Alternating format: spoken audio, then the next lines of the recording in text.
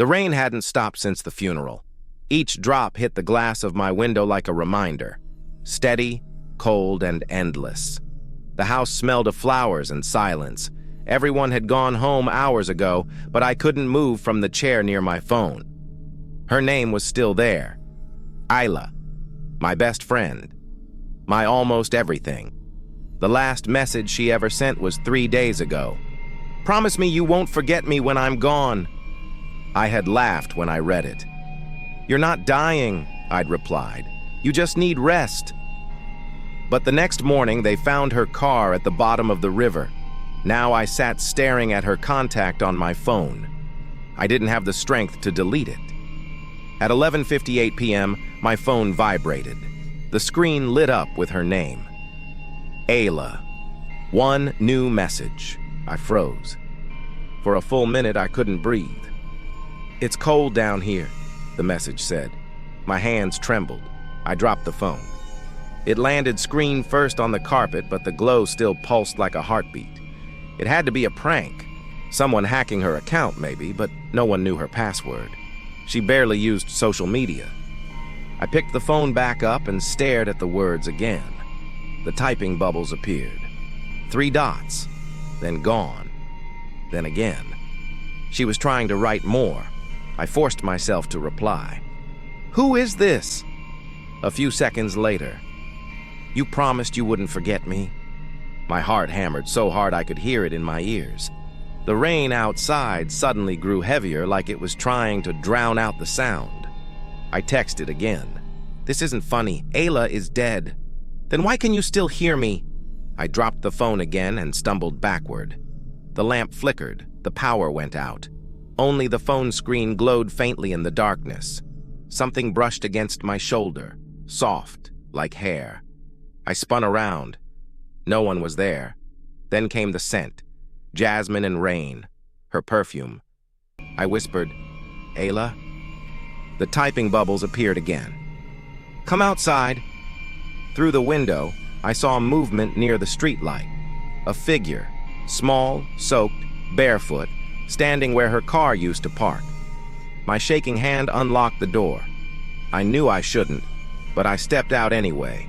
The rain was freezing. My breath came out in clouds. The streetlight flickered once, twice, then revealed her. Ayla. She looked the same, pale, dripping, beautiful. But her eyes were too dark. I couldn't speak. She smiled faintly. "You came." Then the phone buzzed again in my pocket. Another message from her number. "Don't look at her. That's not me." I looked up. The figure was still smiling, but her head tilted in a way no living person could. The last thing I remember before everything went black was her whisper, close to my ear. "Now you can't forget me." I woke up to the sound of my phone vibrating on the floor. My head ached, my clothes were still damp, and the taste of metal lingered in my mouth. It was morning, gray, hollow, and quiet. The night before felt like a dream I didn't want to remember, but the mud on my shoes told me it wasn't. My phone screen was cracked, but the message was still there. "Don't look at her. That's not me." I tried calling the number. It rang once, then turned to static, a whispering, broken sound that almost formed words. Then silence. I turned on the news. They were talking about her again. Ayla Khan, 23, found dead last week after a car accident. Police still unable to locate the missing phone believed to contain her last messages. Her phone. Missing. So if she was messaging me, was someone using it? I grabbed my jacket and drove to her house. The one with the blue porch and the wind chime that always sounded like a sad lullaby. Her mother opened the door. She looked like she hadn't slept in days. "Oh, it's you." I needed to ask about Ayla's phone," I said. "Did the police ever find it?" Her eyes darkened. "No, they said it was probably lost in the river." "Why?" I didn't answer. I just looked over her shoulder into Ayla's room. It was exactly how I remembered. Posters, candles, and the half-finished painting she was working on before she died. Then I noticed something strange. The mirror above her dresser had a long crack down the center, like someone had punched it, and scrawled on the bottom of the glass in dried lipstick were words I recognized immediately. "Don't look at her." I stumbled back, almost dropping my phone. Her mother frowned. "Are you okay?" I have to go." That night, the messages started again. "Did you miss me? You shouldn't have gone to my house." "She doesn't like it when you dig," I typed back, hands shaking. "Who are you?" "You know who. If you're really Ayla, tell me something only she'd know." The typing bubbles appeared. Then, "Check your voicemail." I hadn't noticed it before. A new voice message, time-stamped just 2 minutes ago. I pressed play. At first, I only heard static. Then came her voice. Weak, wet, trembling. "You promised. Don't let her out." Then screaming. Then silence. I threw the phone across the room. My breathing was ragged. Don't let her out? Out from where? By morning, I was sitting in my car outside the bridge where she died. The police tape was still fluttering in the wind. I walked closer past the barrier until I stood at the edge. The river looked calm, too calm. Then my phone buzzed again. "You're close." "Close to what?" No reply.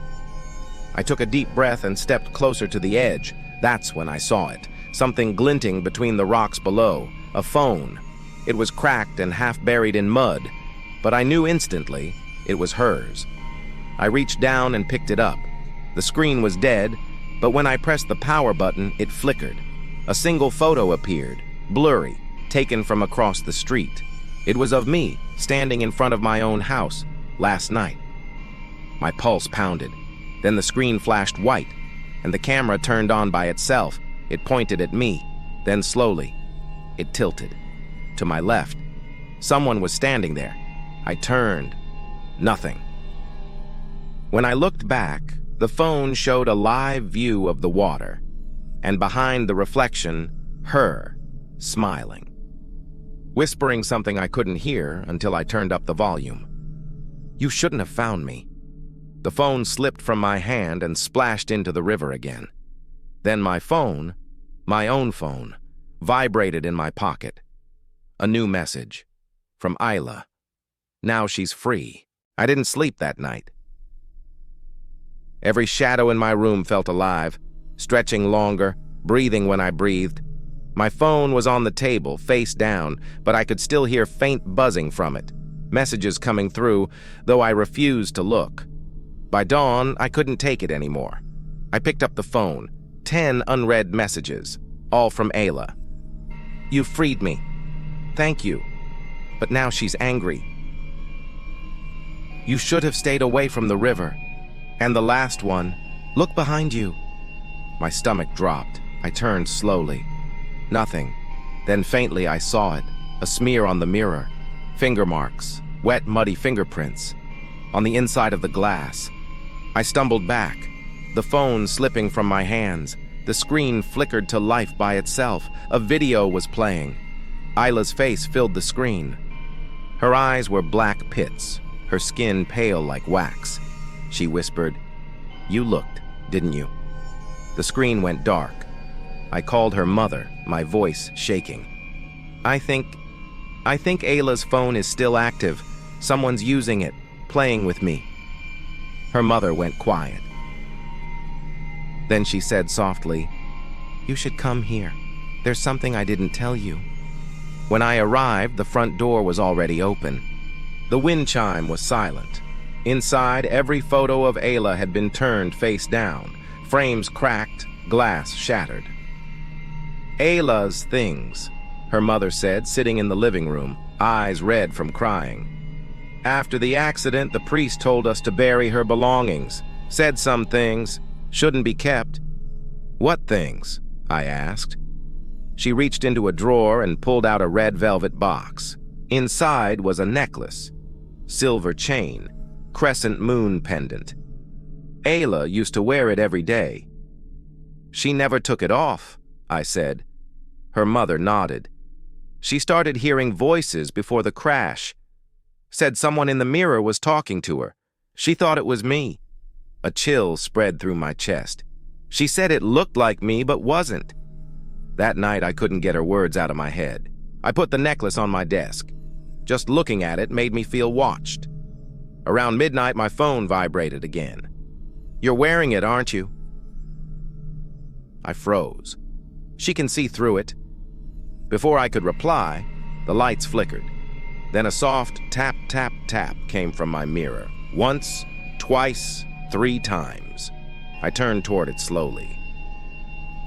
For a second, I thought I saw my reflection smiling, but my lips weren't moving. Then the reflection stepped forward. My breath caught. It moved closer, pressing its hand against the glass from the inside. The same muddy fingerprints appeared again. Its mouth opened wider, wider than humanly possible. "You brought her back," it whispered, in my own voice. The mirror cracked, spiderwebbing from the center. Then darkness swallowed everything. I woke up on the floor. The necklace was gone. The mirror was shattered completely, and in the center of the broken pieces, something was scratched into the wood.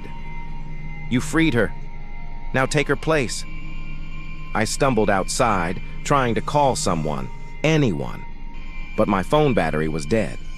I ran to the nearest shop using their charger. As soon as the screen lit up, the wallpaper had changed. It was a photo of me, sleeping, and next to me, her, Ayla, smiling. Behind her reflection, I noticed a second figure, a shadow that looked exactly like me, but with eyes too dark, too empty. Then the phone began recording on its own.